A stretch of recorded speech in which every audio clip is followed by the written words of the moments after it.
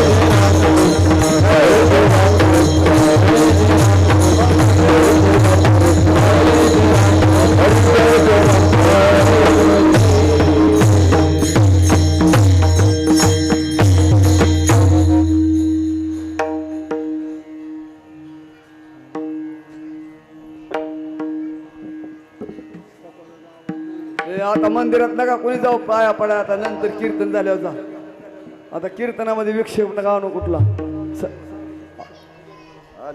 चोपदार आता नका येऊन देऊ कोणी पाया पडा रूप पाहता लोचनी रूप पाहता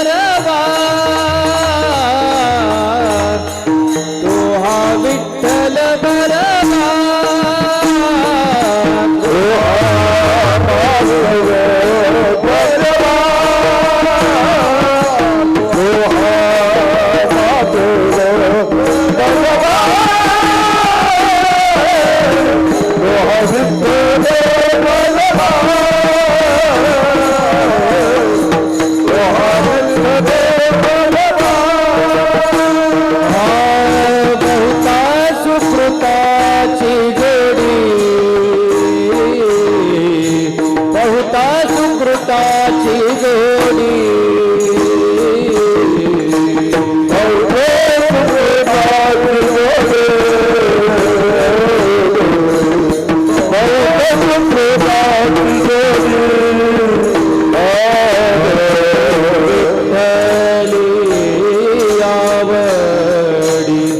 म्हणून विठ्ठली आवडी तो हा विठ्ठल बरवा तो हा विठ्ठल बरवा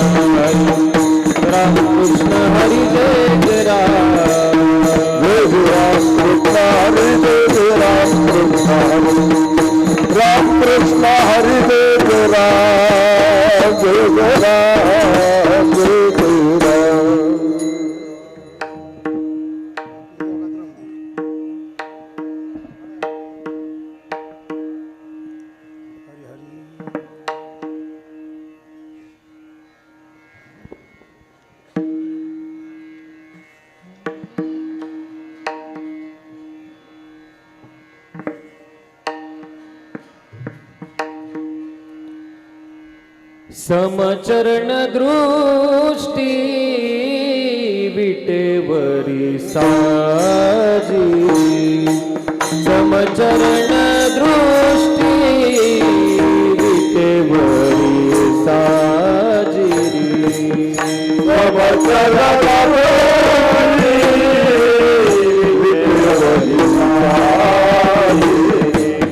समचरण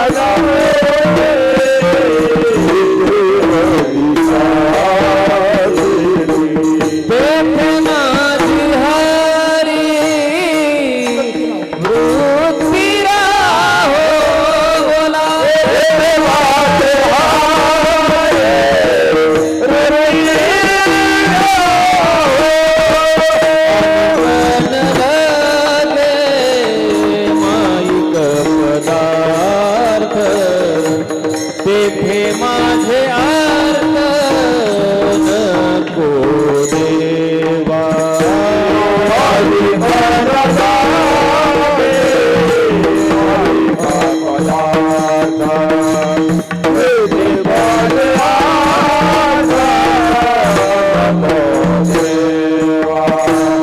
ब्रह्मादिक पदे दुःखाची शिराणी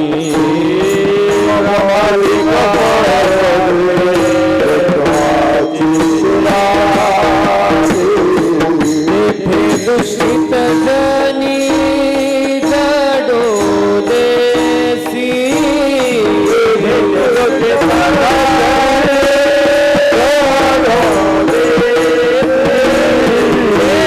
दुषित जनी जडो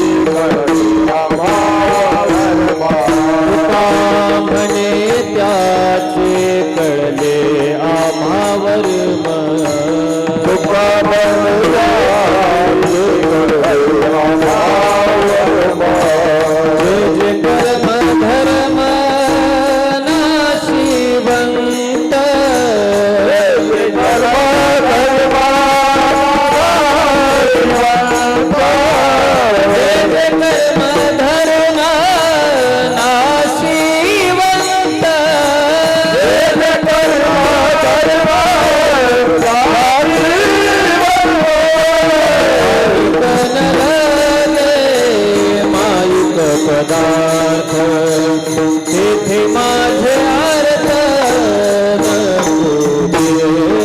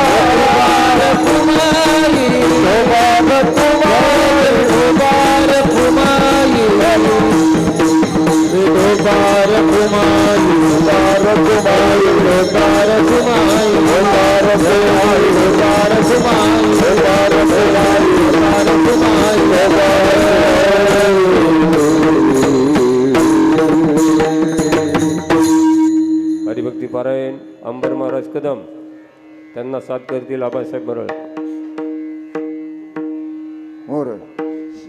समाचारांमध्ये टीव्हीच्या वेळी साजरी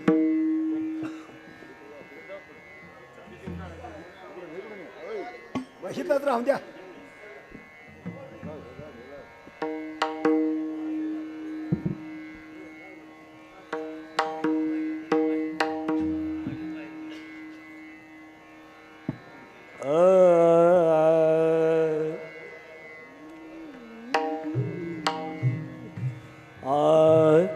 समचरण दृष्टे विठेवरी साजरी समचरण दृष्टे विठेवरी साजरी समचरण दृष्टे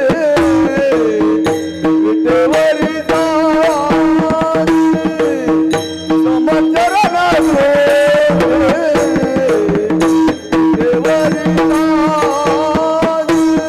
समचरण दृष्टे विठेवरी साजरी समचरण दृष्टे विठेवरी साजरी समचरण दृष्टे विठेवरी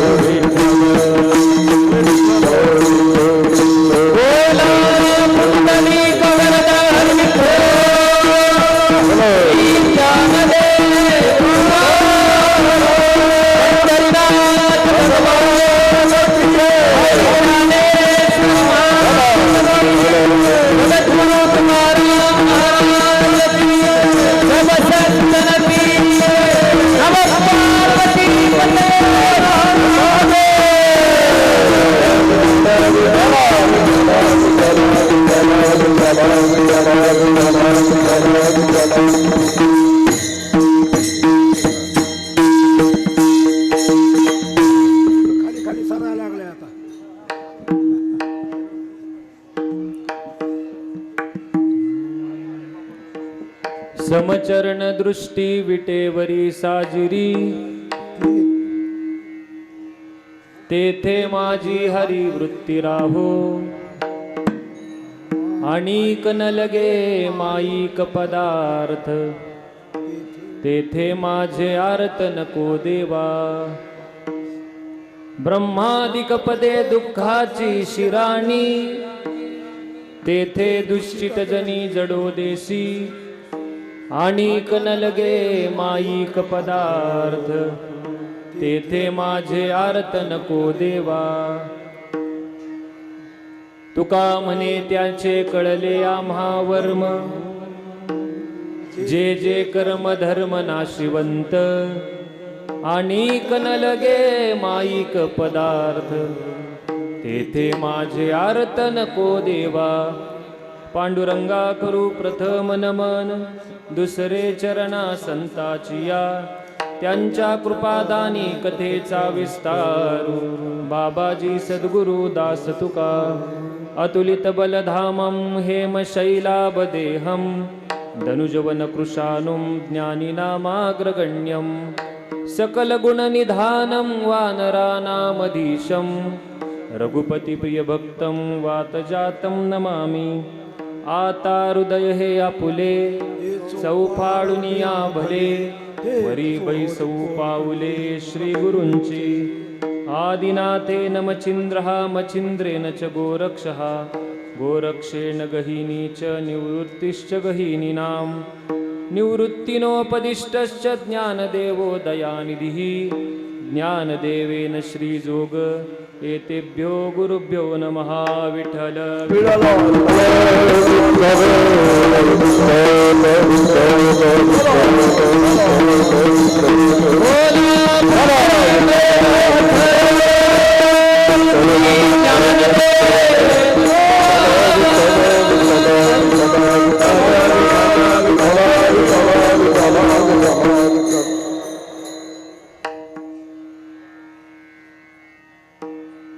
समचरण दृष्टी विटेवरी साजिरी तेथे माझी हरी वृत्ती राहो आणिक न लगे माईक पदार्थ तेथे माझे आर्त नको देवा आवाज जरा घुमतोय असा आज या ठिकाणी आपल्या या बारडगाव दगडी मध्ये गेल्या 51 वर्षापासून अखंडपणे चालत आलेला हा हरिनाम सप्ताह आणि या वर्षीचे 52वं वर्ष त्या 52व्या वर्षातली आजची ही पहिल्या दिवसाची कीर्तन सेवा तुम्हा समस्त ग्रामस्थांच्या वतीनं आमचे हरिभक्तपरायण कदम महाराज असतील मरळ महाराज असतील यांच्याकडून तुमच्या सगळ्यांच्या वतीनं ही सेवा माझ्याकडं आली आणि त्या निमित्तानं आज या कीर्तन सेवेसाठी या पूर्ण सप्ताहासाठी उपस्थित असलेले आपल्या परिसरातले सर्व ज्येष्ठ श्रेष्ठ वारकरी महाराज मंडळी सर्व भजनी सर्व गावचे साधक सर्व गावचे ज्ञानी विज्ञानी सगळे तसंच ज्यांची गायनासाठी साथ लाभली त्या हरिभक्तपरायण आमचे कदम महाराज असतील तसंच हरिभक्तपरायण सगळे कदम असतील जगताप कदम महाराज असतील जगताप महाराज असतील सगळेजण शिंदे महाराज हा सगळेच झाले तसंच मृदंगाची साथ करण्यासाठी हरिभक्तपरायण जे मला लहानपणापासून ओळखतात ते हरिभक्तपरायण आमचे बाळासाहेब महाराजांचे वैकुंठवासी बाळासाहेब महाराजांचे सुपुत्र असणारे त्यांची आठवण नेहमी करून देणारे ज्यांना पाहिलं की बाळासाहेब महाराजांचं स्मरण होतं ते आमचे हरिभक्तपरायण महेश महाराज असतील तसंच हरिभक्तपरायण योगेश महाराज असतील आणि तुम्ही सर्व ग्रामस्थ तसंच ज्यांची सुंदर अशी सिस्टीम आपल्याला लाभली आहे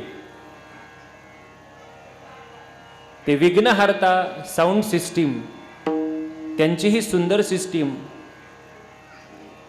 जरी बंदिस्त ठिकाण असलं तरी सुद्धा बंदिस्त ठिकाणात योग्य प्रकारे सिस्टीम खुलवली त्यांनी. म्हणून तसंच ज्यांच्या व्यासपीठ नेतृत्वानं हा अखंड हरिनाम सप्ताह सुरू झाला आहे ते हरिभक्तपरायण परशुराम महाराज असतील, तसंच जालिंदर महाराज असतील, रघुनाथ महाराज असतील, चंद्रकांत महाराज असतील, तसंच रायचंद महाराज असतील आणि ज्यांच्या मार्गदर्शनानं हा सप्ताह सुरू आहे ते हरिभक्तपरायण प्रकाश महाराज जंजिरे, तसंच आदरणीय बबन महाराज कदम यांच्या मार्गदर्शनानं हा अखंड हरिनाम सप्ताह सुरू आहे. पहिल्या दिवसाची कीर्तन रूपी सेवा म्हटलं की वारकरी संप्रदायाचा एक अलिखित नियम आहे की पहिल्या दिवशी नामस्मरण भगवान परमात्म्याच्या नामाचं गुणानुवाद करावं, नामाचं वर्णन करावं, रूपाचं वर्णन करावं, गुणांचं वर्णन करावं, असा पहिल्या दिवशीचा सप्ताहाचा अलिखित नियम आहे. दुसऱ्या दिवसाचं कीर्तन असलं की संतपर अभंग घ्यावा असा एक अलिखित नियम आहे. नंतर तिसरा, चौथा, पाचवा, सहावा या 4 दिवशीच्या कीर्तनकारांनी वैराग्य जो घ्यायचा आहे तो अभंग घ्यावा. नंतर 7व्या दिवशी जागराची कीर्तन सेवा, त्या दिवशी मागणीपर अभंग घ्यावा आणि काल्याच्या दिवशी काल्याचंच कीर्तन करावं. तेही भगवान श्रीकृष्ण परमात्म्यानं चरित्र भगवान श्रीकृष्ण परमात्म्यानं जे गोपाळांबरोबर काल्याचं चरित्र केलं ते चरित्र सांगावं. आमचे काय जण कालिया मर्दन पर्यंत जातात पुढं, काय जण तर कंस मामा पर्यंत जातात. कालिया मर्दन तरी थोडंफार ठीक त्यात, पण कंस मामा पर्यंत जातात. म्हणून आजची ही पहिल्या दिवसाची कीर्तन सेवा इको पूर्ण बंद करा. आजची ही पहिल्या दिवसाची कीर्तन सेवा मी सकाळपासून विचार करत होतो आता कोणत्या अभंगावर कीर्तन करायचं. म्हणजे मला सगळ्याच अभंगावर कीर्तन करता येतं हा भ्रम नाही ठेवायचा. पण श्रावण महिना सुरू झालाय, पंढरीनाथावर बोलायचं का महादेवावर बोलायचं हा प्रश्न पडला होता. म्हणून मी सकाळपासून विचार करत होतो नेमकं काय करायचं. पण ज्यावेळेस तुमच्या या सप्ताहाच्या पत्रिकेवर बाहेर पण एक बोर्ड लावलं, पत्रिका लावली आहे, चिटकवली आहे, त्याच्यावर लिहिलं होतं बारडगाव दगडीमध्ये पंढरी. मग म्हणलं महादेवाचं बोलण्यापेक्षा आपलं पंढरपूरच्या राजाचंच काहीतरी बोलावं. म्हणून आजच्या कीर्तन रूपी सेवेकरिता घेतलेला अभंग त्यात मला कानात येऊन सांगितलंय की कसं पण उरकायचं पण 9 पर्यंत झालं पाहिजे. म्हणून आजच्या या पहिल्या दिवसाची कीर्तन सेवा जगद्गुरु तुकोबारायांचा अभंग आहे. भगवान पुढं जगद्गुरु तुकाराम महाराज त्याच्या रूपाचं वर्णन करत करत त्याच्या पुढनं काहीतरी मागणी मागतात. महाराज म्हणतात समचरण दृष्टी विटेवरी साजिरी तेथे माझी हरी वृत्ती राहो. इथं देवाला हाक मारताना तुकोबाराय हरी हे नाव उच्चारतात. हरीच शब्द या अभंगात का वापरलाय याचं एक कारण आहे. हरी हा शब्द संस्कृत मधला रूह धातूपासून तयार झालाय. धातू असताना रूह आहे आणि चालताना तो धातू हर असा चालतो. म्हणून हरी शब्दाचा अर्थ होतो हरण करणे. जो परमात्मा आमचं दुःखही हरण करतो आणि लईच जर उंचावर जायला लागलो तर कधी कधी आपलं थोड्याफार प्रमाणात सुखही हरण करतो. जो परमात्मा तुमचं आमचं पापही हरण करतो आणि वेळ प्रसंगी जास्तच झालंय वाटलं की पुण्याचंही हरण करतो. दोन्ही गोष्टी जो समतोल ठेवतो म्हणून त्याचं नाव सम आहे. सम अभंगाची सुरुवातच आहे सम. समाचार त्याला प्रत्येक गोष्ट सम ठेवता येते. आपल्याकडनं थोडाफार विषमता होत असते पण परमात्मा पंढरीनाथ देव ईश्वर ज्या कोणत्या नावानं त्याला हाक मारायची मारा तो सम आहे. म्हणून महाराज म्हणतात समपाय करकटी उभा तटी बिहोळीच्या किंवा समचरण सरोजम सांद्र नीलांबुदाभम जगननिहित पाणिम मंडनम मंडनानाम. तो सम आहे. परमात्म्याकडे विषमता नाही, तुमच्या आमच्यामध्ये विषमता आहे. कीर्तन झाल्यानंतर बऱ्याच वेळेस असा प्रसंग येतो. कीर्तनकार दर्शन घ्यावं लोकांनी म्हणून कीर्तनकारांना चोपदार महाराज बसवतात. असे बसवल्यानंतर मग एक एक एक एक कोणी कोणी येतं, दर्शन घेतं, पाया पडतं. आणि पाया पडत असताना सहज एखाद्या माणसाकडे कुणाकडे तरी बाबांकडे एखादं लेकरू असतं छोटस. आणि मग आल्यानंतर ते लेकराला म्हणते ते बाबा पड पाया महाराजाच्या, पड पाया महाराजाच्या. महाराज म्हणते असू द्या, लहान लेकराला कशा पाया पडायला लावताय. पण नाही नाही पड पाया महाराजाच्या, तेवढंच त्याचं चांगलं होईल म्हणते. पड पाया महाराजाच्या. आणि मग महाराजांच्या पाया पडायला सांगितल्यानंतर ते पोरग पाया पडतं. आणि पोरग पाया पडलं की महाराजांना कौतुक वाटतं. आणि मग महाराज एखादे सहज विचारतात, कीर्तनकार सहज विचारतात, का हो तुमचं का, तुमचा नातू का. नाही हो. ते बाबा का नाही हो, शेजाऱ्याचं लेकरू आहे, आमच्याला कुठला कीर्तनाचा नाद. हे काय नाद आहे होय. आमच्या इकडचे एक ज्ञानेश्वरी गाथा पारायण करणारे एक श्रेष्ठ व्यक्ती वैकुंठवासी चंद्रकांत महाराज देशमुख म्हणून एक होऊन गेले. त्यांनी कीर्तन खूप कमी केली, पारायण भरपूर केली.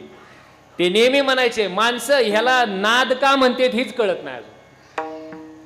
आमच्या पोरांना कुठला नाद, हे शेजाऱ्याचं आहे, माझं नाही. शेजारी आज मन की आणलंय, माझंच नातू आहे, माझ्या नातवासारखं आहे असं सुद्धा म्हणत नाही.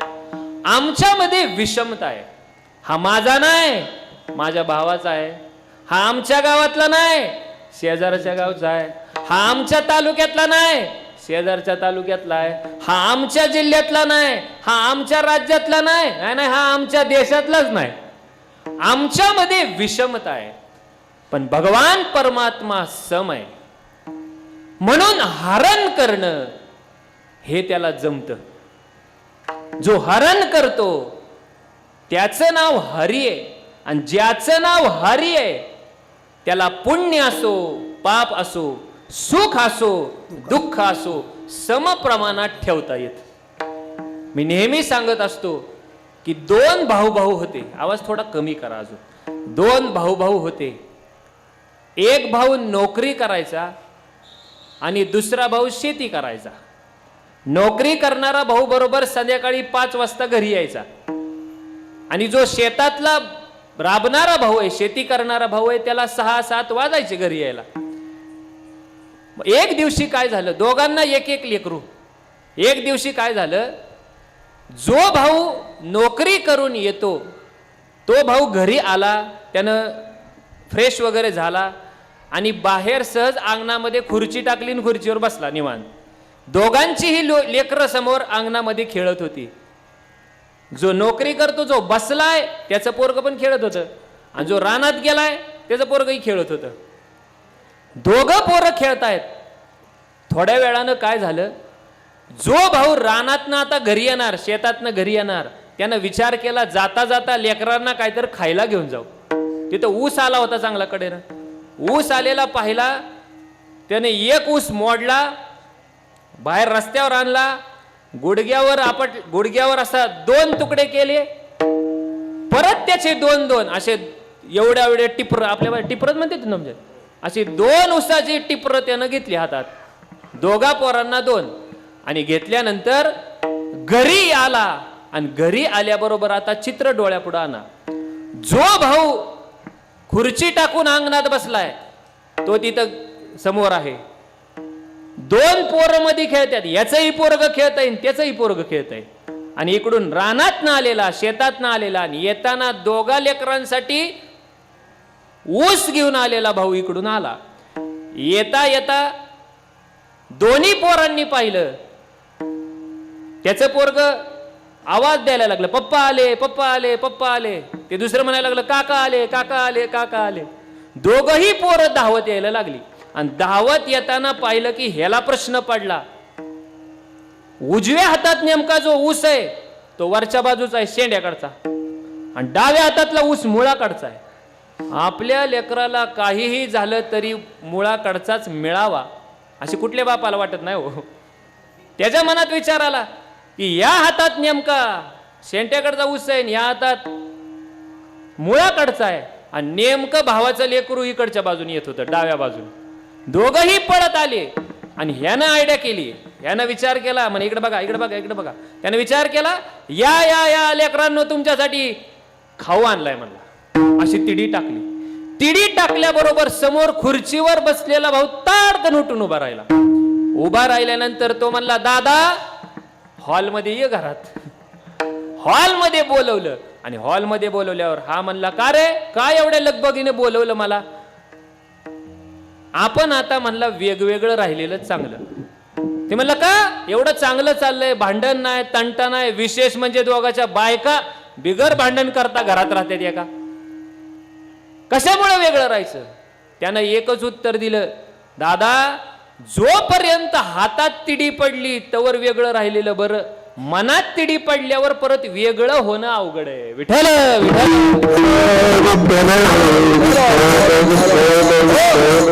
सांगण्याचं तात्पर्य, तुमच्या आमच्यामध्ये विषमता आहे, तुम्ही आम्ही भेदभाव करतो.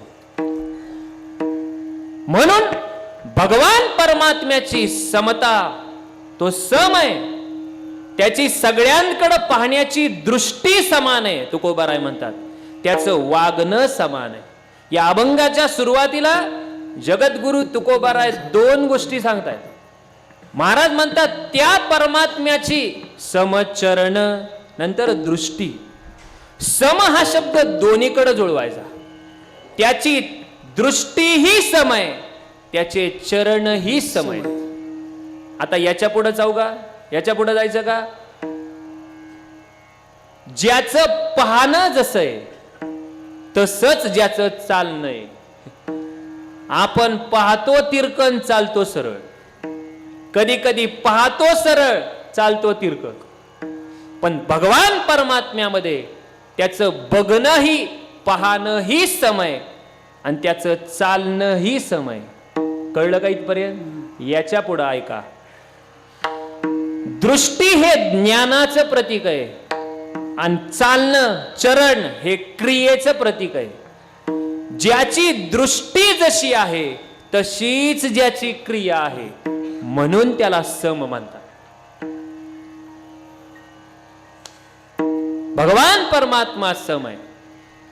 कुणाला प्रश्न पडला असेल की तुम्ही मगाशी सांगून गेला देवानं पुण्य हरण करणं, पाप हरण करणं, दुःख हरण करणं आम्हाला माहिती, पण पुण्य आणि सुख हरण करतो तो देव कस काय? उलट त्याचं नाम घेतलं, त्याचं स्मरण केलं, त्याचं दर्शन घेतलं की आमचं सुख वाढायला पाहिजे, आमचं पुण्य वाढलं पाहिजे. हरण करताय कसं म्हणताय? ऐका, याचं कारण आहे. ज्याचं जसा अधिकार, ज्याचा जसा अधिकार, ज्याची जशी उंची, आपल्या भाषेत बोलायचं झालं तर ज्याची जशी लायकी,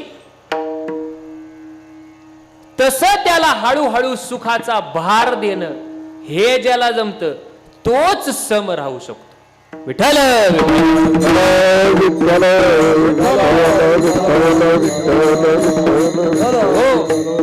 म्हणजे म्हणजे म्हणजे आता तुम्ही पहा,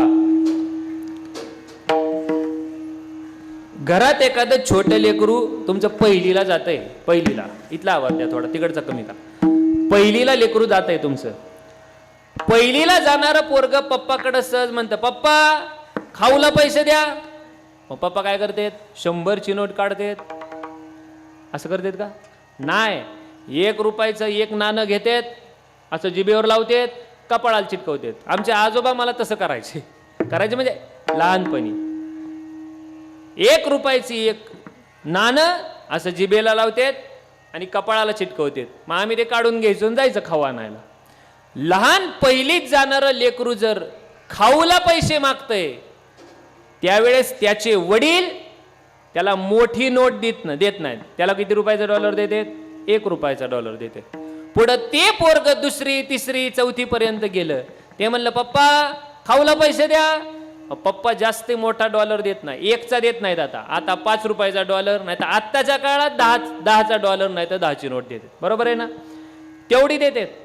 तेच पोरग हळूहळू मोठं मोठं मोठं मोठं होत गेलं. 5वीला गेलं, 6वीला गेलं, 7वीला गेलं. परत पप्पांकडे आलं, पप्पा आता खाऊला नाही म्हणत, आता खायला पैसे द्या म्हणतं. खायला पैसे द्या. आता खायला पैसे द्या म्हणल्यानंतर त्याचे वडील साहजिकच 50ची नोट 100ची नोट काढून त्याला देते. सध्याच्या काळानुसार नोट देते. त्याला बारका डॉलर देत नाही, आता मोठी नोट. तेच पोरग पुढं कॉलेज कुमार झालं, 10वी झाली त्याची, आणि आता कॉलेज कुमार झालं. आणि ते वडिलांकडे आलं, नाव बदललं. आता ते म्हणतं, पप्पा पॉकेट मनी द्या. पॉकेट मनी म्हणतं, खर्चायला पैसे द्या, मित्रांबरोबर फिरायला. 10 वेळा मित्राचं खाल्ल्यावर एकदा तरी खाऊ घालावं लागतंय. पॉकेट मनी द्या. पॉकेट मनी द्या म्हटलं की वडील लगेच म्हणतात, किती पाहिजे? ते म्हणतो 500 बाद झाले. वडील पटकन 500च्या 2 नोटा काढतात, हे घे 1000. ऐका, लहान मुलगा होता त्यावेळेस त्याला 1 रुपयाचं नाणं. हळूहळू मोठं झालं की 5 रुपयाचं, 10 रुपयाचं. हळूहळू मोठं झालं की 50, 100. आणि कॉलेज कुमार झालं, त्याला व्यवस्थित कळायला लागलं की त्याला 500ची नोटा द्यायला सुरुवात वडील करतात. ऐका, लहान मुलाला जर 500ची नोट दिली तर काय होईल? दिली तर चालत नाही का? कौतुकानं दिली तर चालल, पण ती अजून त्याला वापरायची अक्कल नाही. तसं तुमची उंची जेवढी आहे तेवढंच तुम्हाला सुख. तुमची उंची जेवढी आहे, तुमची माझी उंची जेवढी आहे, तेवढंच आपल्या पदरात पुण्य. पुण्याचंच फळ सुख आहे. आणि सुख जर कमी अधिकार असताना जास्त झालं तर वापरायची अक्कल राहत नाही. म्हणून इथं जगद्गुरु तुकोबारायांनी हरी शब्द जो वापरलाय तो दोन्हीकडे जातो. तो हरी तुमचं सुखही हरण करतो, वेळ प्रसंगी तुमचं दुःखही हरण करतो. महाराज सांगतात, हरीने माझे हरिले चित्त, हरीने माझे हरिले चित्त, हरिले माझे हरिले चित्त, हरिले माझे हरिले चित्त.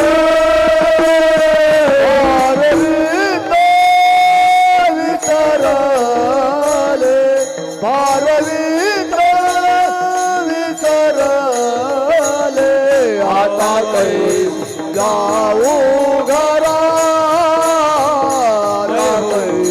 जाऊ घरा. भारवीत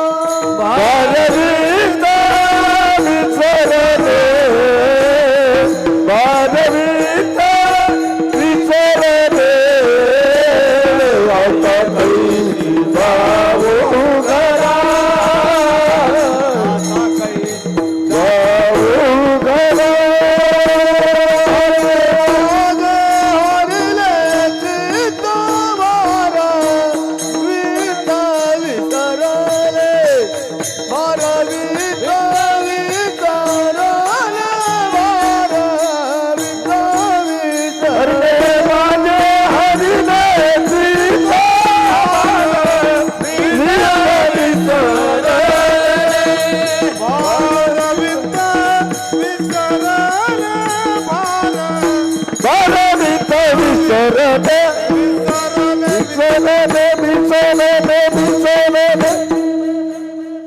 असं आमचं चित्त, आमचं सुख, आमचं दुःख, आमचं पाप, आमचं पुण्य, याला आधार कशाचा आहे नेमका? पापही हरण करतो आणि पुण्यही हरण करतो. जगद्गुरु आदि शंकराचार्य सांगतात, न पुण्यम न पापम न सौख्यम न दुःखम. मला पुण्यही नको, पापही नको, सुखही नको, दुःखही नको. रामायण, तुलसीदासजींचं रामायण, त्याचा शेवट तुलसीदासजी श्लोक म्हणतात, श्लोक टाकतात, पुण्यम पापहरम सदाशिवकरम विज्ञान भक्ती प्रदम. पुण्य आणि पाप दोन्हींचं हरण व्हावं यासाठी सम असणाऱ्या परमात्म्याचं चिंतन, सम असणाऱ्या परमात्म्याचं दर्शन, सम असणाऱ्या परमात्म्याला शरण जाणं गरजेचं आहे. विठ्ठल विठ्ठल. विठ्ठल हो. विठ्ठल. थोडं कडू लागल पण बोलू का? मला आता हल्लीच्या काळामध्ये पाहायला मिळतं बरं का, आम्ही समान असणाऱ्या देवाचं भजन करणारी माणसं आहेत. बरोबर आहे ना? जो सम आहे, लुब्धली नादी लागली समाधी मूढ जन नर नारी लोकारे. बघा आता कोण कोण आहे? पंडित, ज्ञानी, योगी, महानुभाव, एकची सिद्ध साधकारे. नाचती आनंद कल्लोळी पवित्र गाणे नामावळी. कुणीही असू द्या, खटनट या रे, शुद्ध होनी जा रे, दौंडी पिटी भावे चोखा मेळा. कुणीही या, कधीही या, कसंही या, कोणत्याही अवस्थेत या, या रे यारे लहान थोर, यारे लहान थोर, याची बनती नारी नर, याची बनती नारी नर. अकरावा विचार लगे चिंता कोणाची.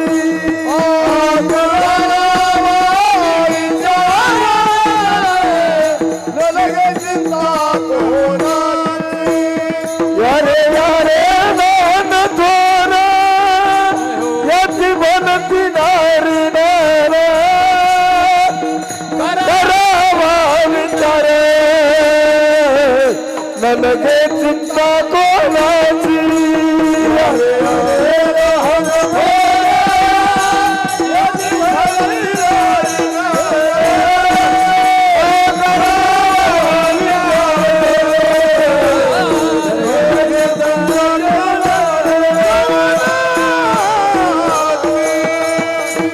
कुणीही या, कसंही या, तरी सुद्धा आमचा समदृष्टी असणारा, सर्वांना सम वागणूक देणारा परमात्मा आपला स्वीकार करतो.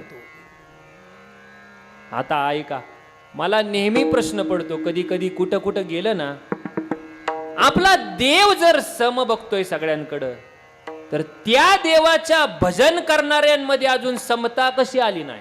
ही लय मोठा प्रश्न आहे. बऱ्याच ठिकाणी आपण बघतो, आपल्याला अनुभवही येतात. आपण देवाचं भजन करतो. कोणत्या देवाचं? जो सम आहे. विटेवरी ज्याची पाऊले समान, जो सगळ्यांकडे समानतेनं बघतो. आमचा वारकरी संप्रदाय सुद्धा सगळ्यांकडे समान बघणारा संप्रदाय. पण वारकरी संप्रदायात काय काय घुसखोरी झाली आणि विषम बघणारी लोक त्यात घुसली. लहान मुलं कधी कधी आली, उभी राहिली, कौतुक केलं पाहिजे. तरी आता तशी माणसं राहिली नाहीत. पूर्वीची माणसं भजन पण तेवढंच करायची बरं का. ही त्यांची उंच बाजू होती. पण दुसरी बाजू सांगतात ती बारक्या पोरांना हिडीस पिडीस लय करायची. आपण सगळ्यांनी महेश महाराजातील, आपण सगळ्यांनी जे आता जरा उंचीनं मोठे झालोय, त्यांना सगळ्यांना बऱ्यापैकी कुठं कुठं आपण जातो, सगळेच तसे नाहीत. पण जी घुसखोरी आहे ना, ती लोक फक्त याच्यामध्ये विषम आहे. म्हणून सम असणारा परमात्मा, त्या जगद्गुरु तुकोबाराय, त्या परमात्म्याकडं, त्या पंढरीनाथाकडं, त्या विठ्ठलाकडं, त्या पांडुरंगाकडं मागणी करताय. महाराज म्हणतात, देवा जो तू आमच्या समोर उभा आहे, समचरण दृष्टी विटेवरी साजिरी. महाराज म्हणतात, त्या चरणांच्या ठिकाणी, त्या रूपाच्या ठिकाणी, त्या गुणांच्या ठिकाणी तेथे माझी हारी वृत्ती राहो, तेथे माझी हारी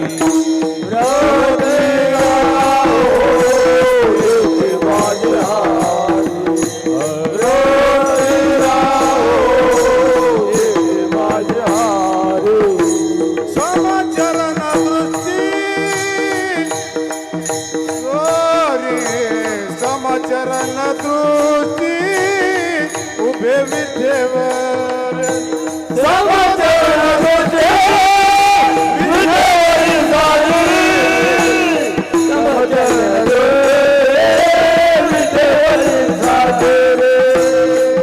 तेथे माझी हरी वृत्ती राहो, तेथे माझी हरी वृत्ती राहो तेथे माझी हरी वृत्ती राहो तेथे माझी हरी वृत्ती राहो आणि कनलगे माईक पदार्थ आणि कनलगे माईक पदार्थ आणि कनलगे माईक पदार्थ आणि कनलगे माईक पदार्थ आणि कनलगे माईक पदार्थ आणि कनलगे माईक पदार्थ आणि कनलगे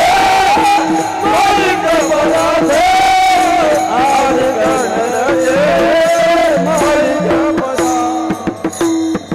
समजते मला दृष्टी विद्येवरी साजरी तेथे माझे हरी वृत्ती राहो तेथे माझे हरी वृत्ती राहो तेथे माझे हरी वृत्ती राहो तेथे माझे हरी वृत्ती राहो. अशा सम असणाऱ्या परमात्म्याकडं पंढरीनाथाकडं जगद्गुरु तुकोबराय काहीतरी मागतात. हा अभंग असा स्पेशल आहे का नाही? ही पहिल्या दिवशी घेतला तरी चालतो आणि शेवटच्या दिवशी घेतला तरी चालतो. पहिल्या दिवशी घेतला तर देवाच्या रूपाचं वर्णन करता येतो, शेवटच्या दिवशी घेतला की मागणीपर वर्णन करता येतो. आता यात मागणीपर काही शब्द आलेत म्हणून एक 5 मिनिटं सांगतो. महाराज जगद्गुरु तुकोबाराय त्या सम असणाऱ्या देवाकडं मागतात. काय मागतात? तेथे माझी हरी वृत्ती राहो. ही मागणी आहे.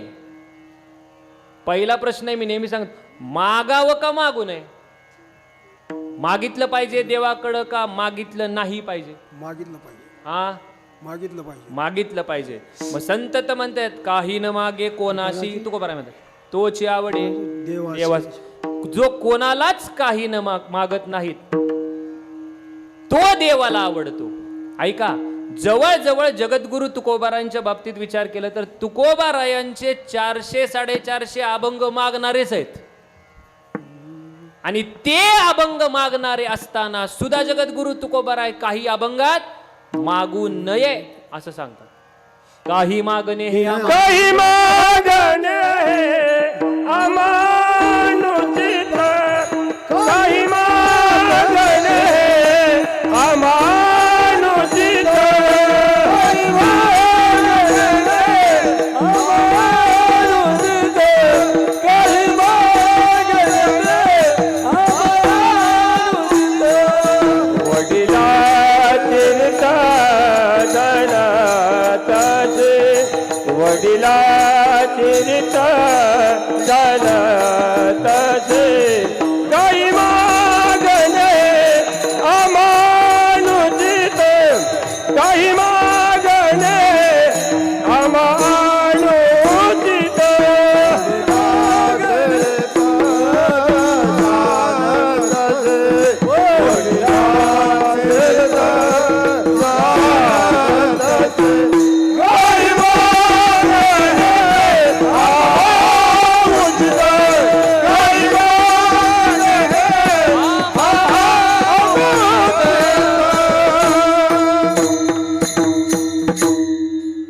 काहीच मागणं गरजेचं नाही, पण तरी सुद्धा मागतात. मग मागावं का मागू नये? आता बघा, एक तर मागूच नये आणि दुसरं सांगू का, मागितल्याशिवाय राहू नये. म्हणजे म्हणजे म्हणजे पुढे सांगू का उदाहरण? एक तर पिऊच नाही योगेश महाराज, एक तर पिऊच नाही आणि दुसरं सांगू का, पिल्याशिवाय राहू नये. एक तर खाऊच नाही आणि दुसरं खाल्ल्याशिवाय राहू नये. बघूच नाही आणि बघितल्याशिवाय राहू नये. ऐकूच नाही आणि ऐकल्याशिवाय राहू नये. आता ही काय भानगड आहे? ऐका, काय ऐकायचं? एक तर मागूच नाही, ऐका, एक तर पिऊच नाही, काय जे पिण्यायोग्य नाही, जुन्या जुन्या फळांचा रस पिऊच नाही. आणि दूध दही जे देवाला नैवेद्य दाखवण्यासारखं आहे ते पिल्याशिवाय राहू नये. ऐकूच नाही. काय कीर्तन नाही, जे ऐकल्यानंतर वाटोळं होतंय ते ऐकलं ते ऐकूच नाही. आणि जे ऐकल्यानंतर कल्याण होतंय ते ऐकल्याशिवाय ऐकल्याशिवाय राहू राहू नये. आता सगळं तुम्ही घरी गेल्यावर जुळवा. आता वेळ कमी. आता शेवट मुद्द्यावर या. तसं मागूच नाही आणि दुसरं मागितल्याशिवाय राहू नये. मागूच नाही. काय जे दुसऱ्या चरणापासून पुढे ती मागूच नाही आणि मागितल्याशिवाय राहू नये. पहिल्या चरणातली तेथे माझी हरी वृत्ती राहो. पहिल्या चरणात जे मागितलंय ते मागितल्याशिवाय राहू नये आणि दुसऱ्या चरणापासून जे पुढे ते मागूच नये. विठ्ठल विठ्ठल. हो, तरी पण मागूच नाही जरी असलं, याच्या पुढे सोपं सांगू का, जे स्वतःच कल्याण करणार आहे आणि दुसऱ्याचंही कल्याण करणार आहे ते मागितल्याशिवाय राहू नये. आणि जे स्वतःचंही वाटोळं करणार आहे आणि दुसऱ्याचं वाटोळं करणार आहे ते मागूच नाही. म्हणून जगद्गुरु तुकोबाराय दुसऱ्या चरणापासून पुढं काय नको म्हणतायत ते मी पुढं पुढं सांगतोय तुम्हाला. पण भगवान जगद्गुरु तुकोबाराय पंढरीनाथा पुढं एक मागणं मागतात. महाराज म्हणतात आता मागायचं तरी कुणाकडं आमच्यासारख्यांनी. तुम्ही साधा साधा विचार करा. आपण मार्च एंडला जर एखाद्याकडे गेलो मागायला, माणसानं जगापाशी काय मागत बसू नये. माणसानं जे काय मागायचं ते देवाशी मागायचं. महाराज म्हणतात मागणे ते तुझ मागो, जीवभाव तुझ सांगो, लागो तरी लागो पाया तुमच्या दातारा. मागायचं असेल तर तुला मागू, काय सांगायचं असेल तर तुला सांगू, आणि पाया पडायचं असेल तर तुझ्या पाया पडू. बाकीचं मला काय घेणं देणं नाही. तुका म्हणे जीव भाव देवा पायी ठेवून ते काही न मागती. संतांचं मागणं फक्त देव आणि देवाशी संबंधित ज्या गोष्टी त्याशिवाय संत दुसरं काय मागत नाहीत. विठ्ठल हो, म्हणून जगद्गुरु तुकोबाराय त्या पंढरीनाथा पुढे मागणं मागतायत. महाराज म्हणतात समचरण दृष्टी, तो समय त्याची दृष्टी समय. आता पुढं महत्वाचं आहे, तो उभा कुठे आहे विटेवरी आणि दिसतो कसा साजिरी. तो दिसायला सुंदर आहे. तो विटेवर आलेला परमात्मा पंढरीनाथ नेमका आला कुठून? द्वारकेहून. संत महात्मे सांगतात. आता पहा, तुम्हाला जरा कन्फ्यूज करतोय मी. कुठून आला याच्याबद्दल प्रत्येक संतांचं मत वेगवेगळं. तुम्ही बघा, शांती ब्रह्म एकनाथ महाराजांना विचारलं पंढरीनाथ पंढरीला कुठून आले? नाथ महाराज सांगतात हरी वैकुंठाहुनी आला पुंडलिका लागोनी, उभा राहिला अजुनी युगायुगी भक्ता संगे. कुठून आला म्हणतात? वैकुंठावरून आला. बरोबर आहे का नाही? माऊली ज्ञानेश्वर महाराजांना विचारा पांडुरंग कुठून आले पंढरपूरला? द्वारकेचा राणा. माऊली ज्ञानोबाराय सांगतात पुंडलिकाच्या भावार्था झाला गोकुळी हुनी झाला येता, निज प्रेम भक्ती भक्ता घ्या घ्या आता मन तसे. एकनाथ महाराज म्हणले वैकुंठावरून आला. माऊली ज्ञानेश्वर महाराज म्हणले गोकुळावरून आला. तुकाराम महाराजांना विचारा कुठून आला पंढरपूरला, तुमचं काय मत? तुकाराम महाराज म्हणतात द्वारकेचे केने आले याची ठाया, द्वारकेचे केने आले याची ठाया, द्वारकेचे केने आले याची ठाया, द्वारकेचे केने आले याची ठाया. पुढे भक्तराया चोजवीत, पुढे भक्तराया चोजवीत, भक्तराया चोजवीता, पुढे भक्तराया चोजवीता. एकनाथ महाराज म्हणतात वैकुंठावरून आला. ज्ञानेश्वर माऊली म्हणतात गोकुळावरून आला. तुकाराम महाराज तर तिसरंच सांगतात, म्हणजे द्वारकेवरून आला. आता मला तुम्ही सांगा बारडगावकर नेमका आला कुठून? ऐका ऐका ऐका ऐका. आला कुठून देव पंढरपूरला आला, आला पंढरपूरलाच, पण कुठून आला? 3 संतांची 3 मत आहेत. मग नेमका आपण कुठून आला समजा? नेलो भ्रम मार्ग चुकले, नेलो ब्रह्ममार्ग चुकले, उघडे पंढरपुराचे आले, उघडे पंढरपुराचे आले, धन्य पुंडलिका देखिले, संत पुंडलिका गेले, उभे केले विठेवर तो हा विठोबानी दान, तो हा विठोबानी दान.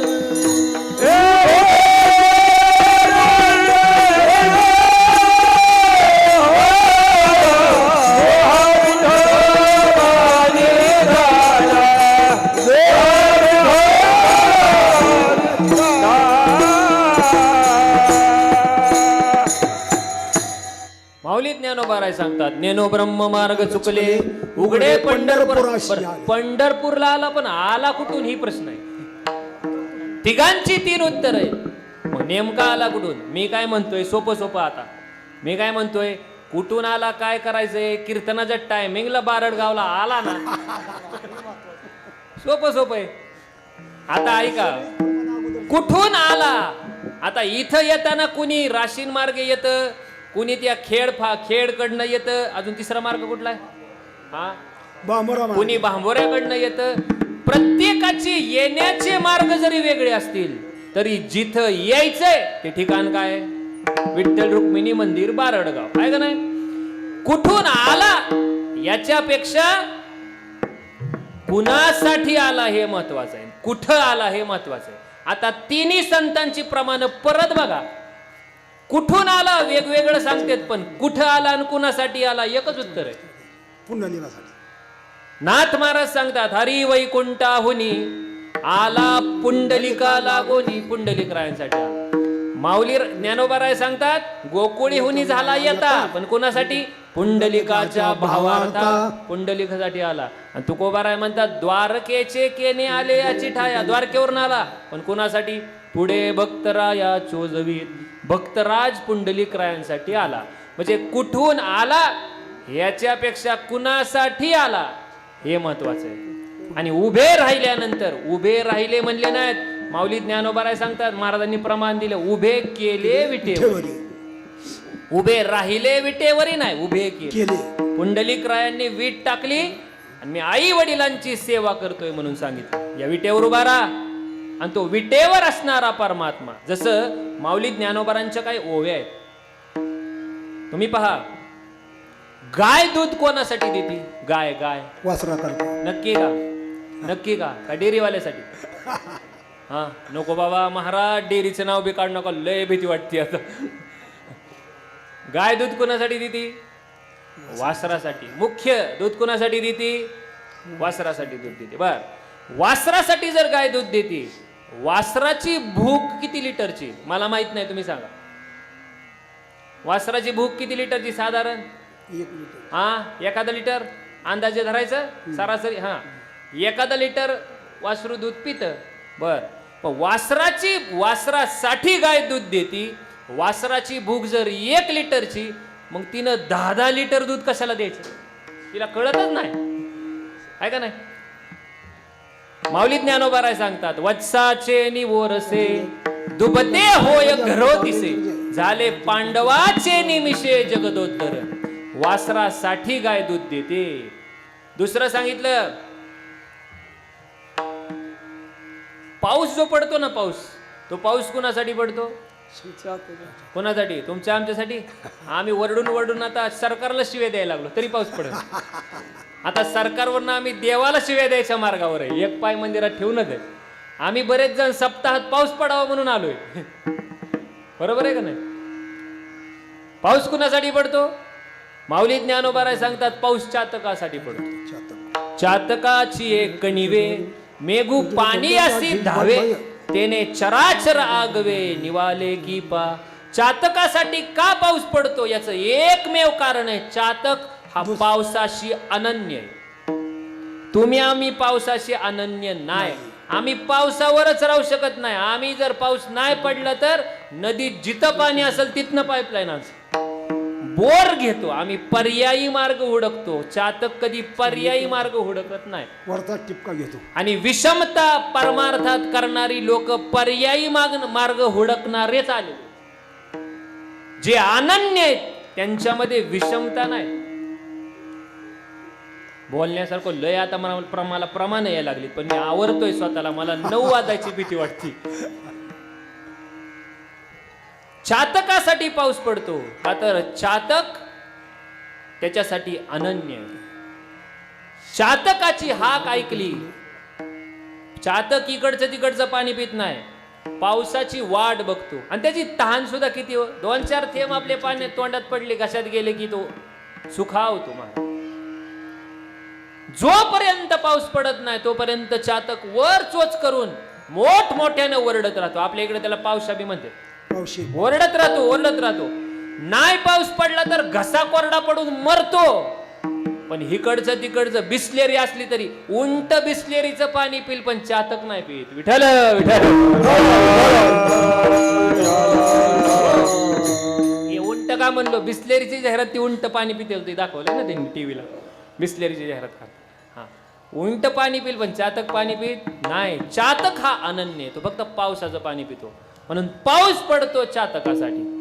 आणि तेने चराचर आगवे, त्याचा लाभ सगळ्यांना आहे. गाय दूध देती वासरासाठी, लाभ सगळ्यांना आहे. तसं भगवान परमात्मा पंढरीनाथ आले पुंडलिकरायांसाठी, पण लाभ सगळ्यांना झाला. विठ्ठल म्हणून असा असणारा पंढरीनाथ दिसतो कसा? महाराज सांगतात, समचरण दृष्टी विटेवर आहे, पण दिसतो कसा? साजिरी म्हणजे सुंदर, आकर्षून घेणारी, मोहून घेणारी. सुंदर ते ध्यान मांडीवरी घेवोनी, सुंदर ते ध्यान मांडीवरी घेवो. सुंदर ते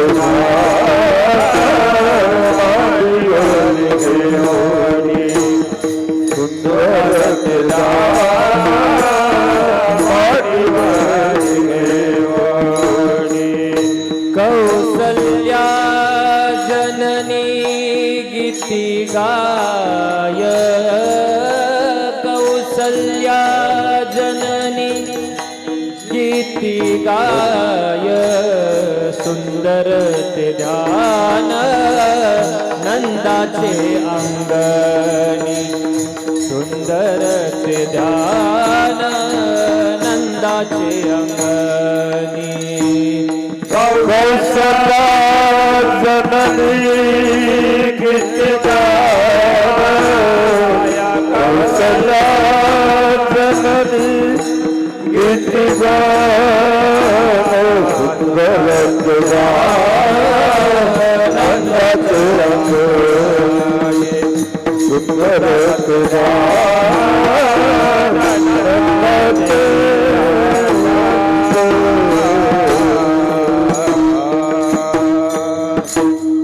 एकनाथ महाराजांचा अभंग आहे. सुंदर ते ध्यान मांडीवरी घेवोनी, कौसल्या जननी गीती गाय. रामाचं वर्णन आहे. सुंदर ते ध्यान नंदाचे अंगणी, गवळणी गोपाळ खेळताती. हे कृष्णाचं वर्णन आहे. सुंदर ते ध्यान चंद्रभागे तटी, पुंडलिका मागे उभे असे. हे हरीचं वर्णन आहे. राम कृष्ण हरी. विठ्ठल विठ्ठल.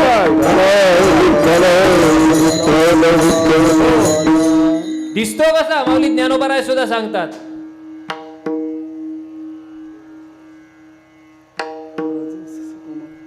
पाया पडो गेले तव पाऊल चिन दिसे, उभाची स्वयं असे. समोर की पाठी मोरा ना कळे, समोर की पाठी मोरा ना कळे,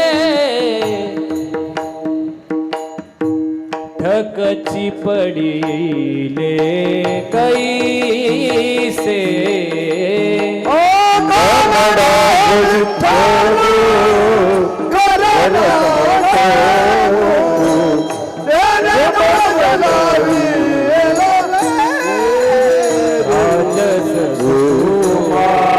मदनाचा पुतळा राजस सुकुमार, मदनाचा पुतळा रवी शशिकळा लोपलिया, रवी शशिकळा लोपलिया, सुकुमार मदनाचा पुतळा राजाचा सुकुमार, मदनाचा पुतळा.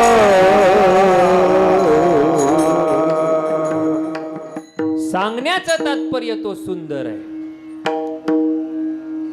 साजिरी समचरण दृष्टी विटेवरी साजिरी, साजिरी म्हणजे सुंदर.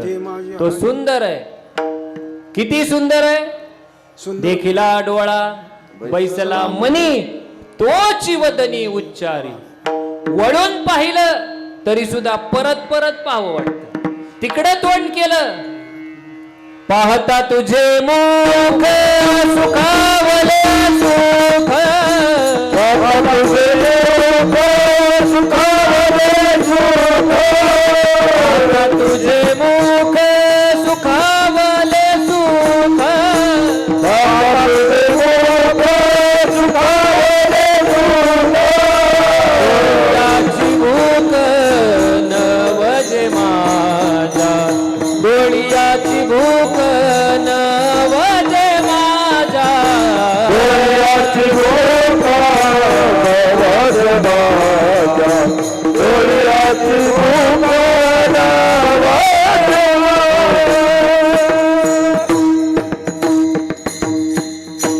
तो किती सुंदर आहे. रूप पाहता मधुराष्टक म्हटलं जातं. मधुराष्टक. रूप पाहता डोळसू, सुंदर पाहता गोप, गोपवेशू महिमा वर्णिता महेशू, जेने मस्तकी वंदिला. महादेवाला सुद्धा डोक्यावर घेतलंय. आता एक तर हा सुंदर आणि त्यात महादेवाला डोक्यावर घेतलंय त्याची सुंदरता. दोन्ही सुंदर एकत्र आलं म्हणून असणारा परमात्मा जो सुंदर आहे तो किती सुंदर आहे. मधुराष्टक मध्ये सांगितलंय बघा. अधरम मधुरम वदनं मधुरम नयनं मधुरम हसितं मधुरम हृदयं मधुरं गमनं मधुरं मधुराधिपतेरखिलं मधुरम. मधुर म्हणजे सुंदर, मधुर म्हणजे गोड, मधुर म्हणजे छान. तो किती सुंदर आहे. त्याच्या कोणकोणत्या गोष्टी सुंदर या अष्टकात सांगितलेल्या आहेत वल्लभाचार्यांनी. कोणकोणत्या गोष्टी त्याच्या सुंदर आहेत, गोड आहेत, छान आहेत. अधरम मधुरम, त्याचे ओठ मधुर आहेत. त्याचे ओठ किती मधुर आहेत. मोठमोठ्या बासऱ्यांना वाटतं की आपण डोकं ठेवून निवांत त्याच्या ओठ रूपी उशीवर झोपावं. बघा तुम्ही बासरीचं स्वरूप कसं असतं. एकदा गवळणी गेल्या कृष्णाकडे भांडायला. काय रे काना म्हणे काय झालं. आम्ही काय पाप केलंय का म्हणे काय झालं. आमचं काय चुकलं का म्हणजे झालं काय. आमचा काय गुन्हा आहे झालं काय. त्यावेळेस त्या गोपिका सांगायला लागल्या आम्ही रात्रंदिवस तुझं भजन करतो, तू आम्हाला तेवढा कधी जवळ घेत नाही. कृष्ण म्हणला केवढा. तेवढा जवळ घेत नाही जेवढा तू तुझ्या बासरीला जवळ घेऊन फिरतो. भगवान श्री कृष्ण म्हणले बासरीला मी जवळ घेतो त्याची एक दोन कारण आहेत. म्हणे काय झालं, तिला मी तुमच्यापेक्षा जास्त जवळ घेतो, त्या बासरीला, त्या मुरलीला. याची 2 महत्वाची कारण आहेत म्हणे. का जवळ घेतो? पहिली गोष्ट, ती बासरी स्वतःच्या मनाने बोलत नाही आणि तुम्ही उठ सुटकी बडबड करता. ही त्यांना नाही सांगत, हे आपल्याला सांगतात. अनंत वाचा माऊली ज्ञानोबा म्हणतात, बरळ ती बरळ तया कैसा गोपाळ पावे हरी. तुम्ही उठ सुट बडबड करता, ती कधी पण बडबड करत नाही. ज्यावेळेस मी बोलायला लावल त्यावेळेसच बासरी बोलते, म्हणून मी तिला जवळ करतो. हे पहिलं कारण. म्हणजे अजून बासरीला मी जवळ करतो कृष्ण म्हणले. याचं दुसरं कारण आहे, त्या बासरीमध्ये कुठं गाठ नाही. ज्याच्या मनामध्ये हृदयामध्ये गाठ नाही, ज्याच्या बुद्धीत इतरांविषयी कोणती गाठ नाही, विषमतेची गाठ असू द्या नाही तर पूर्वग्रहाची गाठ असू द्या, ज्यांच्यामध्ये कुठं गाठ नाही त्यांना मी जवळ करतो. तुम्ही बासरी बघा बरोबर, बासरीमध्ये कुठं गाठ नाही आणि गाठ असलेली बासरी बनतच नाही एकतर. आणि एखाद्याने जर प्रयोग केला आणि गाठ असलेल्या त्या वेळूच्या लाकडाची बासरी बनवली तर गाठ असलेली बासरी वाजायला सुद्धा जड जाती म्हणते, वाजतच नाही. तशी गाठ असलेली माणसं सुद्धा वाजवाय जरा जडत जाते. विठ्ठल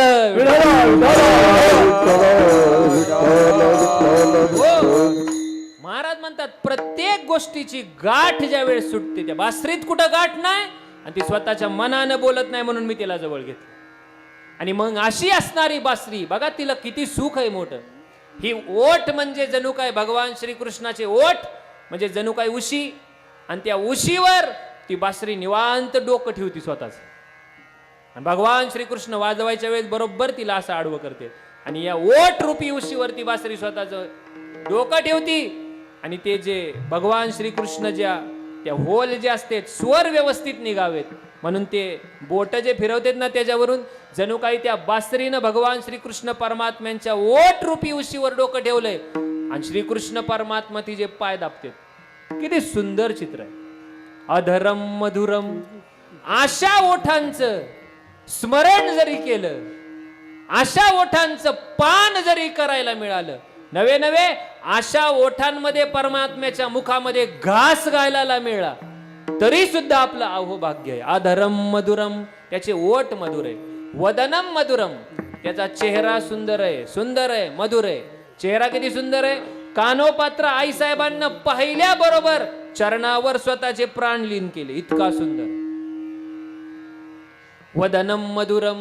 नंतर नयनम मधुरम, त्याचे डोळे मधुर आहेत. डोळ्यांवर तर सगळ्या चोऱ्या व्हायच्या गोकुळातल्या, डोळ्यांच्या खानाखुनांवर. नयनम मधुरम. आणि पुढं सांगतात हसितम मधुरम, हसणं त्याचं मधुर आहे. त्याची स्माईल, भगवान परमात्मा हसला की समोरचा माणूस फसला. त्याचं हसणं किती मधुर आहे. त्याच्या हसण्यामध्ये मोठमोठी व्यक्ती फसलेत. त्याच्या हसण्यामुळं काय झालं हे मी तुम्हाला थोडक्यात महाभारतातला रुक्मिणी स्वयंवरामधला दृष्टांत सांगतो. एकदा भजन करू, त्याच्यानंतर एवढा दृष्टांत सांगतो आणि आपण उत्तरार्धाकडे जाऊ. विठोबा रखुमाई, विठोबा रखुमाई, विठोबा रखुमाई, विठोबा रखुमाई, विठोबा रखुमाई, विठोबा रखुमाई, विठोबा रखुमाई, विठोबा रखुमाई, विठोबा रखुमाई, विठोबा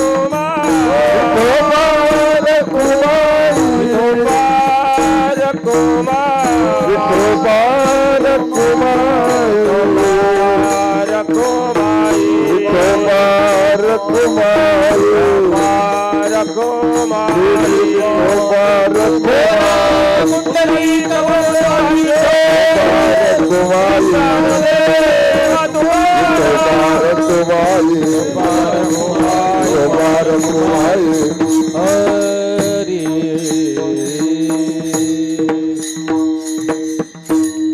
शेवट घ्यायची ना.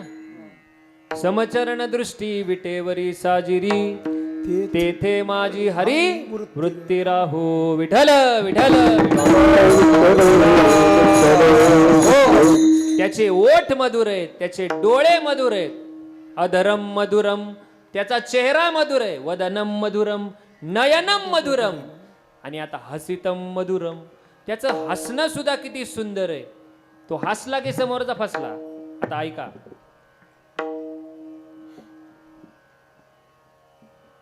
रुक्मिणी मातेचा स्वयंवर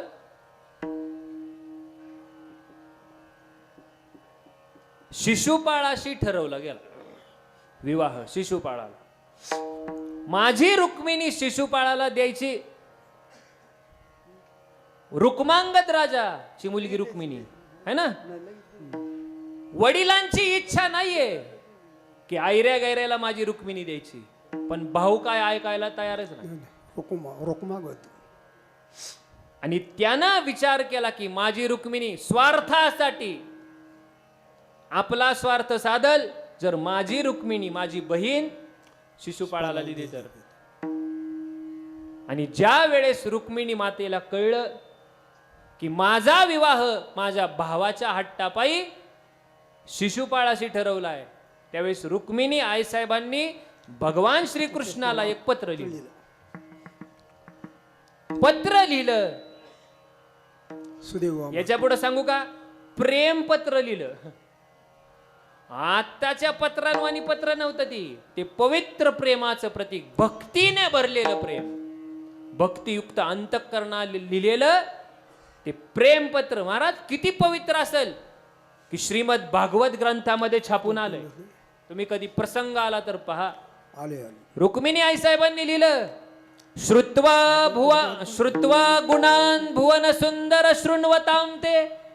श्रुत्वा, हे कृष्णा, हे भुवन सुंदर, हे गोपाळा, हे गोविंदा, मी तुला आजपर्यंत कधी पाहिलं नाही. श्रुत्वा, ऐकलंय, तुला मी कधी पाहिलं नाही. बघा, परमार्थातलं प्रेम आणि व्यवहारातलं प्रेम याच्यात फरक आहे. व्यवहारामध्ये एकमेकाला पाहिल्यानंतर प्रेम होतं, पण परमार्थामध्ये गुरूंच्या मुखातून त्याचं वर्णन ऐकलं देवाचं की प्रेम होतं. पाहायची गरज नाही, नुसतं ऐकलं तरी देवावर प्रेम होतं. परमार्थातलं प्रेम आहे. रुक्मिणी आईसाहेब म्हणतात, हे कृष्णा, हे मोरपिसवाल्या, मी तुला कधी पाहिलं नाही आजपर्यंत, मी तुला ऐकलंय, माझ्या गुरूंच्या मुखातून तुझं वर्णन ऐकलंय, तू किती सुंदर आहेस. तो हसणं किती मधुर आहे त्याचं मला हे सांगायचं. आणि रुक्मिणी आईसाहेबांनी जे पत्र लिहिलं ते आपली महाभारत सिरियल नाही का ना, चोपरांची जुनी, सगळे घरी बघायचे, त्याच्यामध्ये गीत सुंदर आलंय बरं. ते त्याच पत्राचं जवळजवळ ट्रान्सलेशन आहे, त्या गीतामध्ये उतरवण्याचा प्रयत्न केला. रुक्मिणी आईसाहेब लिहितात, बिनती सुनिये नाथ हमारी, बिनती सुनिये नाथ हमारी, हृदयेश्वर हरि हृदय बिहारी, मोर मुकुट पीतांबरधारी, बिनती सुनिए नाथ हमारी, बिनती सुनिए नाथ हमारी, और कहूँ क्या अंतर्जामी. तू अंतर्यामी, तुला कळतं, कहूँ क्या अंतर्यामी, तन मन धन प्राणों के स्वामी, करुणा कर आकर ये कहिए, स्वीकारी बिनती, स्वीकारी बिनती सुनिए नाथ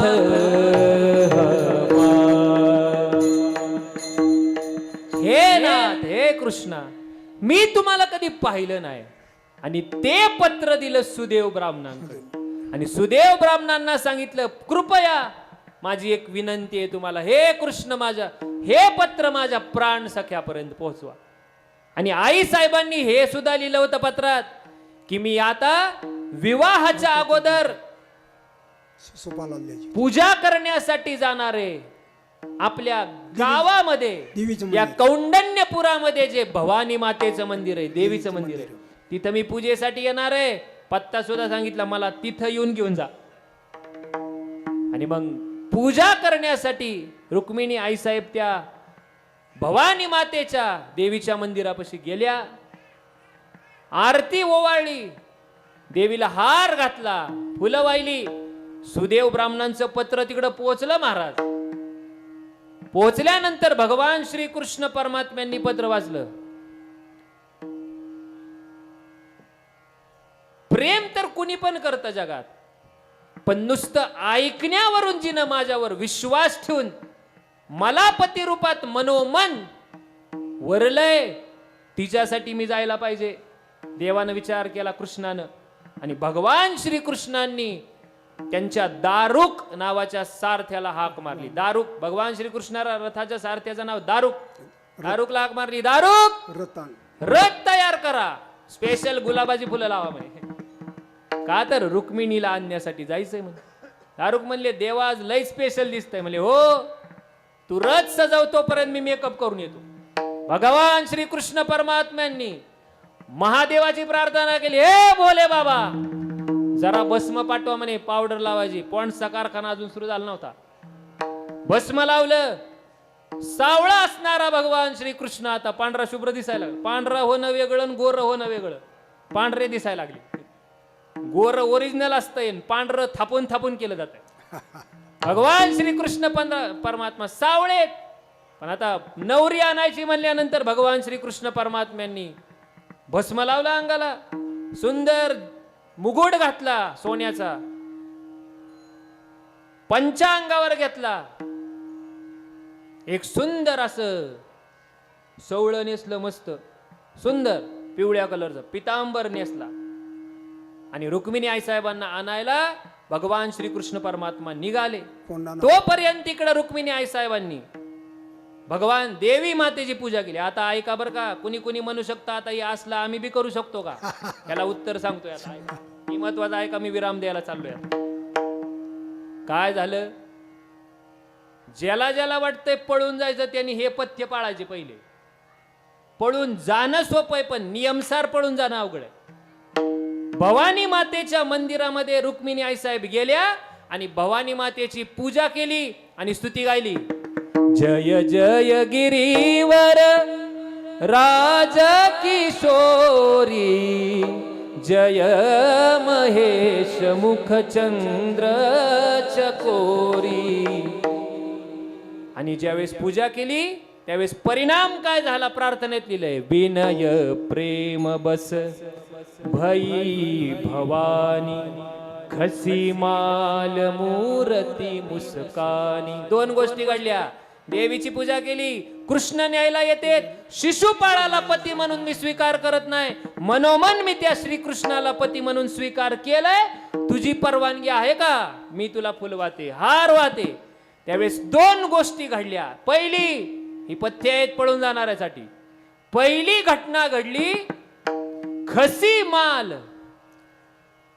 जी माळ रुक्मिणी मातेनं आई साहेबांच्या गळ्यात घातली होती ती माळ खाली पडली, म्हणजे कौल मिळाला. आपल्या जगदंबा आई साहेबांच्या मंदिरात सुद्धा फूल पडतं हातात, बरोबर आहे का नाही? हा, उत्सवानंतर पाहिलंय आपण व्हिडिओ मध्ये. आणि दुसरी गोष्ट, एकतर हार गळ्यातला खाली पडला, पहिला कौल दिला, आणि पुढं मूर्ती मुस्कानी. आई साहेबांची मूर्ती थोडी हसली, स्माइल दिली. देवाकडे जायचं पळून जायच्या आधी मंदिरात जायचं, देवा असं असं ठरवलंय, शिक्षण नाही माझं, पुढं धुणं का धुईना होईना घरी जाऊन, दुसरं काहीच नसू दे, पण मी आज निघालोय किंवा निघाले हे देवाला सांगायला जायचं. आणि फूल व्हायचं.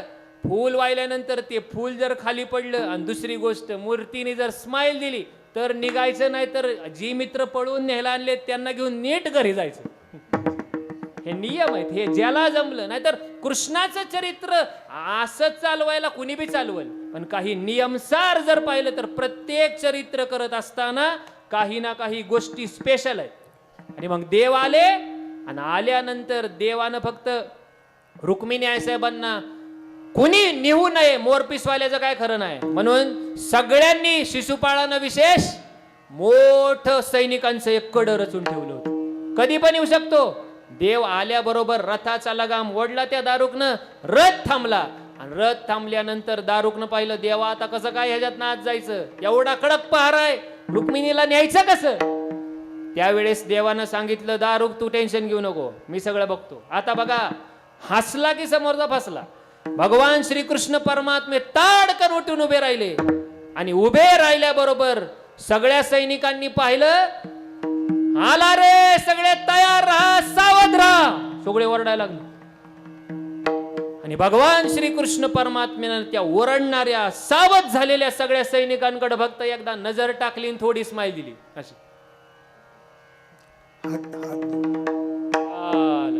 एवढं झालं की सगळे सैनिक जसेच्या तसे. आला रे म्हणणारा आ करून तसाच, बाण काढणारा तसाच, भाला उचलून मारायला निघालेला तसाच, तलवार काढायला हात दिलेला तसाच. ज्याला आपण लहानपणी स्टॅच्यू गोचा खेळ खेळायचो बघा, स्टॅच्यू म्हणलं की थांबायचं, गो म्हणलं की चालायचं, तसेच सगळे थांबले. भगवान श्रीकृष्ण परमात्म्यानं दारुकला सांगितलं, झालंय काम, रथ वळव आणि तयार राहा.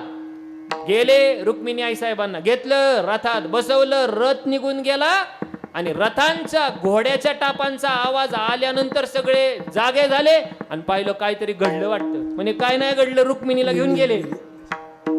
तेवढ्याच सगळे शिशुपाळ वगैरे धावत आले, सगळे वेडे. कुणाचंच लक्ष नव्हतं का, कुणीच भानावर नव्हतं का, सगळ्यांचं भान गेलं होतं का, कोणच सावध नव्हतं का. एक जणांनी हात वर केला, मी सावध होतो सरकार, मग का थांबवलं नाही. मी पण विचार केला म्हणलं की जोडी चांगली दिसती, घेऊन जाऊ दे, पुढचं पुढं परत बघू. म्हणून त्याच्या हसण्यामध्ये सुद्धा सगळं फसतं. म्हणून सगळ्या गोष्टी त्याच्या सुंदर आहेत, त्यात त्याचं हास्य हे फसवणार आहे. म्हणून समचरण दृष्टी विटेवरी साजिरी सुंदर. महाराज म्हणतात, तेथे माझी हरी वृत्ती राहो. आता काय नको, अनेक न लगे माईक पदार्थ, तेथे माझे अर्थ नको देवा. पुढे सांगतात, ब्रह्म अधिक पदे दुःखाची शिराणी, तेथे दुष्टित जनी जडो देशी. दुसऱ्या चरणामध्ये महाराजांना पदार्थ दिले. देव म्हणले, तुम्ही माझ्यावरचं लक्ष इकडं तिकडं हटव, याच्यासाठी तुम्हाला एक पदार्थ देतो. तुकोबाराय म्हणले, मी काय वेडा आहे, तुझ्या पदार्थांच्या माईक पदार्थांच्या मागं पडायला मी वेडा नाही. देव म्हणले, पद देतो. ऐका, पहिल्या दुसऱ्या चरणात पदार्थ देतो म्हणले, तिसऱ्या चरणात पद देतो म्हणले.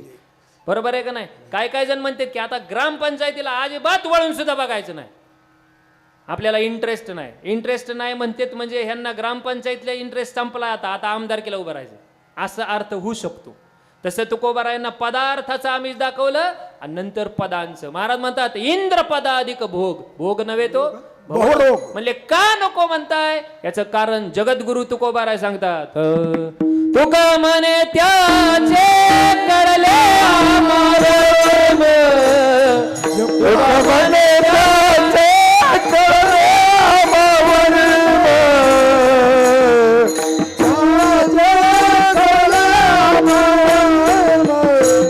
तुका म्हणे त्याचे करले आमारण, जय ब्रह्म अमंगळ. कर्म धर्म नाशवंत नाशवंत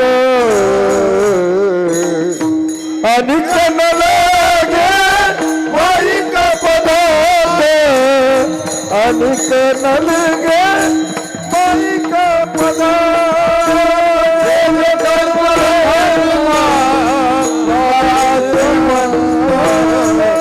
कर्म धर्म